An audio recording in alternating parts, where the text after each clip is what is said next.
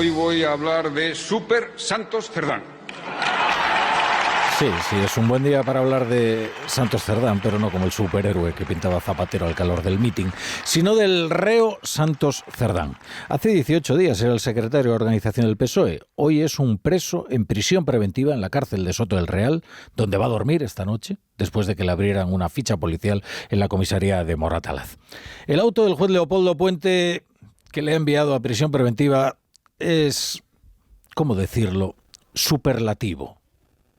Es que emplea esa forma gramatical que indica el grado de una cualidad, el grado máximo de una cualidad, para describir los indicios de que Santos Cerdán es el líder de una organización criminal. Dice que hay indicios notabilísimos de corrupción, un conjunto de indicios verdaderamente extraordinario, dice Leopoldo Puente. Ahora les explicamos lo que el juez aprecia en el auto, porque es muy interesante, es profundo y sobre todo es preocupante para el PSOE, por dos razones principales. Porque el juez dice que no sabe a dónde ha ido a parar el dinero obtenido y porque habría otras personas implicadas.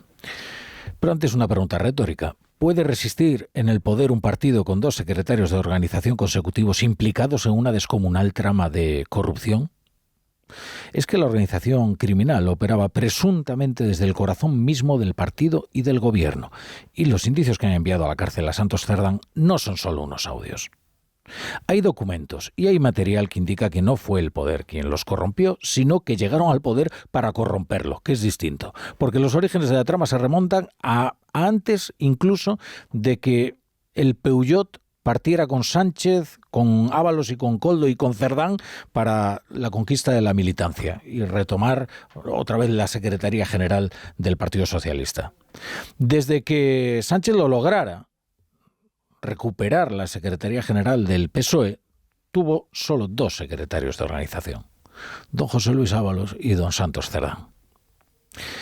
¿Qué es lo que ha dicho Santos Cerdán ante el juez para que lo enviara a prisión?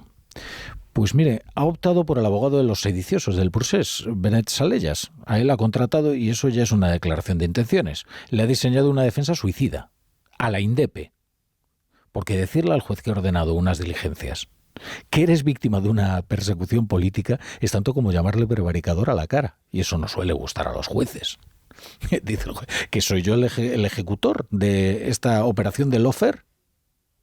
El ingreso a la cárcel de Santos Cerdán ha acogido a Pedro Sánchez en Sevilla, haciendo de anfitrión de los líderes internacionales que han acudido a la cumbre de la ONU sobre ayuda al desarrollo. Por cierto, hacer una cumbre sobre captación de fondos en estos momentos. Bueno, ¿ha pensado Pedro Sánchez asumir alguna responsabilidad por haber ratificado a Santos Cerdán como secretario de organización en el pasado Congreso? ¿Por haber metido una presunta trama criminal en la sala de mandos del PSOE y del Gobierno? No parece. El Partido Socialista actuó de manera contundente desde el primer momento, se han asumido esas responsabilidades, se ha apartado, en este caso Santos Cerdán, del Partido Socialista y ahora es el momento de la justicia. Y es la justicia quien tiene que dirimir exactamente cuáles son las responsabilidades y cuáles no en el caso de Santos Cerdán.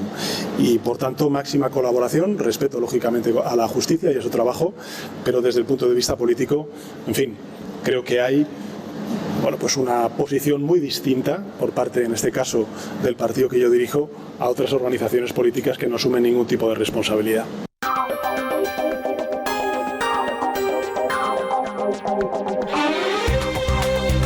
Bienvenidos a La Brújula. Si se incorporan a esta hora a la sintonía de Onda Cero, déjenme que recupere ahora un extracto muy interesante y muy pertinente de una entrevista que le hizo Jordi Basté a Pedro Sánchez en RACU. Esta conversación es de diciembre de 2023. Para Pedro Sánchez, ¿quién es Santos Cerdán? Pues es un buen socialista, es un gran secretario de organización, es un extraordinario negociador, muy eficaz, como los resultados acreditan, ¿no? Una persona que es muy cercana a Pedro Sánchez. Siempre.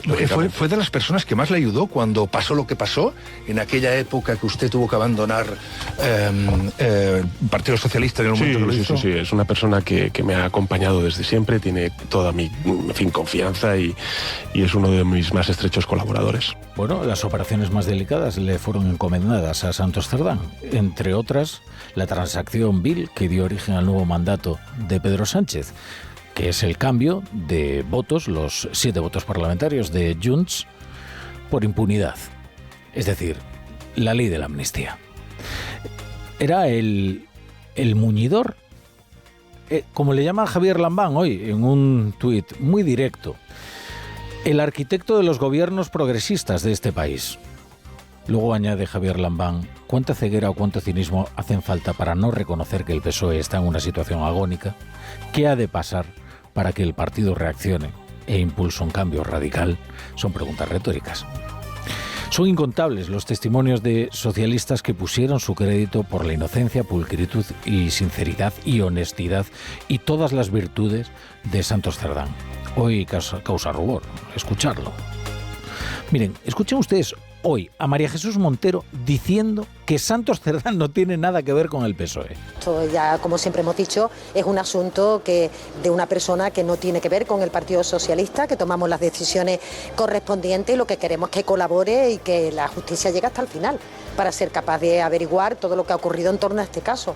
Nada que ver con el PSOE. Santos Cerdán hasta hace 2 semanas era el secretario de organización y, por cierto, cuando fue reelegido para el cargo hace tan solo unos meses, la vicesecretaria general del PSOE y vicepresidenta del gobierno deseaba que permaneciera por muchos años en el cargo. Este partido tiene a un extraordinario secretario de organización. Es uno de los mejores secretarios de organización que ha tenido la historia de este partido y yo particularmente espero y deseo que continúe durante muchos años. Bueno, pues durante muchos años, veremos si no continúa en la cárcel, durante muchos años. Bueno, vamos a explicarles primero los detalles del auto que han enviado a prisión a Santos Cerdán y luego hablamos también de su declaración. En primer lugar, ¿por qué ingresa en prisión Santos Cerdán? Por 2 razones. Por riesgo de fuga y porque podría destruir pruebas. ¿Por qué concluye eso el juez de Santos Cerdán y sin embargo deja en libertad a Ábalos y a Koldo? Pues porque considera que Cerdán era algo más. Era el gestor de los pagos. Así que le concede una preeminencia en la organización criminal que actuaba en el PSOE y además le concede un conocimiento superior al de los otros 2, Ábalos y Koldo. De manera que Santos Cerdán conocería perfectamente cuáles eran las empresas implicadas en los pagos y, si estuviera libre, podría maniobrar para hacer desaparecer material relevante para la investigación que solo él conoce. Así que los indicios no son solo los audios que el abogado de Santos Cerdán pretende anular en la causa. Hay documentos y entre ellos uno sobre la compra privada de participaciones de Servinavar en 2016. Un 45% de la empresa que luego utilizaría para obtener beneficios económicos mediante concesiones públicas, lo que convierte a Santos Cerdán, Super Santos Cerdán, en un caso prodigioso de corruptor y corrompido a la vez. Nos dijeron que ese documento no tenía ninguna validez. Aquí ya hablamos con el colegio de registradores y de notarios y nos explicaron, claro, las razones por las que no se eleva a público un documento de tal naturaleza, entre otras porque nos hubiéramos enterado, gracias a la declaración de bienes del Congreso de los Diputados, que Santos Cerdán poseía el 45% de esta empresa o que estaba utilizando a su amigo Anchón como si fuera un testaferro. Nos hubiéramos enterado nosotros. Y no sabemos si María Chivite, porque María Chivite dice que no sabía absolutamente nada de esto. Las lágrimas de María Chivite ahora cobran otro sentido. Puede que no fueran de pena, sino de miedo. ¿Recuerdan la rueda de prensa posterior al conocimiento del informe de la UCO sobre las actividades de Santos Cerdán?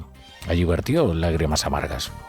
Y quizás son de miedo porque su gobierno de Navarra hizo adjudicaciones millonarias a esta empresa.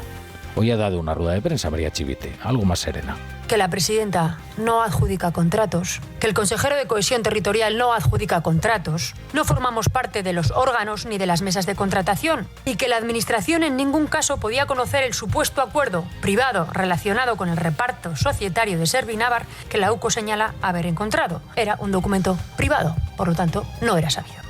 Bueno, el juez considera que hay otras personas implicadas y eso preocupa al PSOE. Aunque no tanto como que señalará que no sabe a dónde ha ido a parar el dinero obtenido con las mordidas. Porque si una parte hubiera ido a parar al partido, estaríamos ante un caso palmario de financiación ilegal. La declaración de Cerdán ha sido un suicidio. Ha contratado a un abogado como Benet Salellas, más un activista que un letrado, y pretende hacerle creer al juez que es víctima de una persecución política porque negoció con Carles Puigdemont la investidura de Pedro Sánchez y la transacción de la amnistía. Ahora fíjense qué paradoja. Santos Cerdán le compró los 7 votos de Junts a Puigdemont con impunidad y resulta que el que ha terminado en la cárcel es Cerdán, que por cierto, no se aprecia riesgo de fuga porque hay un suficiente arraigo. Antes les decía que sí, que le enviaba prisión preventiva por la posibilidad de que se fugase. No aprecia riesgo de fuga, a pesar de que incluso fantaseábamos con que terminase en Waterloo, allí acogido, junto a su amigo Carles Puigdemont. Al fin y al cabo, tanto trabajo por su impunidad que, hombre, le debiera ser correspondido con el favor.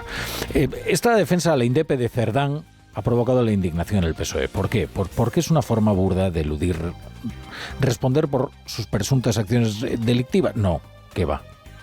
Porque desactiva la cantinela del lawfare y la persecución política que utilizan para todos los escándalos que rodean al partido y en particular a su secretario general y presidente del gobierno.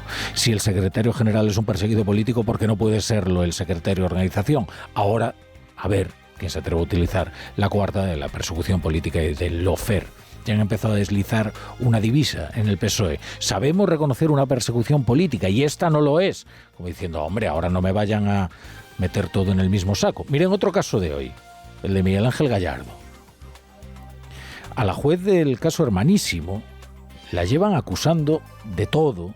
Lleva siendo señalada desde que comenzó a hacer su trabajo para aclarar las irregularidades del caso de David Zazagra o David Sánchez Pérez Castejón. Era una persecución política. Para arrebatarle el caso a Beatriz Diezma, el socialista Gallardo adquirió el aforamiento exprés. Utilizamos nosotros esta imagen tan gráfica que nos delata generacionalmente, pero fue como en el humor amarillo, cuando el chino Cudeiro iba saltando por las hamburguesas, pues Gallardo iba saltando de cabeza en cabeza de socialista, corriendo la lista hasta llegar y sentarse en el escaño. Y así es como aterrizó en el escaño y se hizo con el aforamiento. Hoy el Tribunal Superior de Justicia de Extremadura confirma que eso es un fraude de ley, porque solo pretendía dotarse de aforamiento para interferir en la causa del Hermanísimo. Así que otra persecución política que ha sido abortada por la fuerza de los hechos. Bueno, volvamos a Santos Cerdán. El PP ha vuelto a pedir elecciones anticipadas. Ve un salto en el ingreso en prisión de Santos Cerdán y ve al sanchismo no ya camino de la cárcel, sino ingresando en la cárcel. Lo decía Cuca Gamarra. Su máxima obsesión era saber cómo iba a pasar a la historia. Pues hoy lo que le podemos decir ya es que el sanchismo está en prisión sin fianza. El sanchismo es, en definitiva, lo que hoy toma esa medida cautelar de prisión sin fianza por parte del Tribunal Supremo. ¿Pero qué dicen los socios? ¿Qué es lo importante? Porque lo del PP es más o menos previsible. ¿Pueden hacerse cómplices de todo esto que está ocurriendo? Es que la investidura de Pedro Sánchez fue negociada por Santos Cerdán. Es el arquitecto, él mismo lo decía, se autodenominaba así, el arquitecto de los gobiernos de progreso. Si es el forjador del acuerdo de la amnistía, si es el origen de este nuevo mandato de Pedro Sánchez. Los socios están paralizados, no saben muy bien qué decir. El que sí sabe qué decir es Emiliano García Paje, que parece ser el único socialista con cargo capaz de hablar de Cerdán como lo que era o como lo que es. Incluso algunos se quieren hacer pasar por víctimas de Santos Cerdán o víctimas de Ábalos. Eso lo pueden hacer muchos de los que no han tenido nada que ver ni con ellos ni con sus nombramientos. Pero no lo podrán hacer nunca los que han sido determinantes en su trayectoria política, ¿no? En Onda Cero, La Brújula, Rafa La Torre.